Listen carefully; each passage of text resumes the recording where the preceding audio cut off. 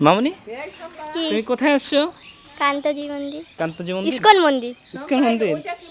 এখানে আসে তোমার কেমন লাগতেছে? ভালো। ভালো লাগতেছে? হ্যাঁ। তোমাদের বাসা কোথায়? ঠাকুরগা। ঠাকুরগা। ঠাকুরগা থেকে আসছে এখানে ঘুরতে? হ্যাঁ।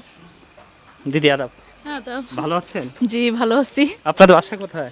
আমাদের বাসা ঠাকুরগাতে। ঠাকুরগাতে। জি এখানে এখানে কোথায় আসছিলেন? এখানে গড়িয়া মন্দির, গড়িয়া মন্দির। ইসকন মন্দিরে ঘুরতে। চারিদিকের দৃশ্য কেমন? অনেক সুন্দর। অনেক সুন্দর। এখানে আসার পর আপনার অনুভূতিটা কেমন? খুবই ভালো। খুবই ভালো। হ্যাঁ, আন্টি আপনার আমারও খুব ভালো লাগিছে দেখে।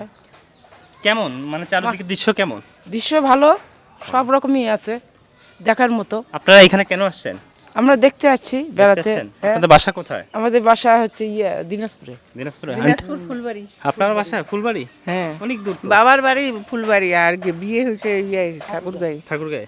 ও, আপনারা এখানে ঘুরতে আসছেন? ঘুরতে আসছি। যাক, অনেক দৃশ্যটা অনেক কি- ভালো। অনেক ভালো।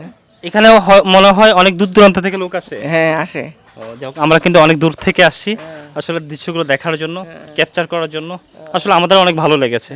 এই যে জনক জনক আমাদেরকে বিভিন্ন জায়গায় ঘুরে দেখাইছে, কিন্তু আমরা এর আগে এখানে কখনো আসি নাই, আমরা এবার ফার্স্ট টাইম। আসছি না, আমরা অনেকবার।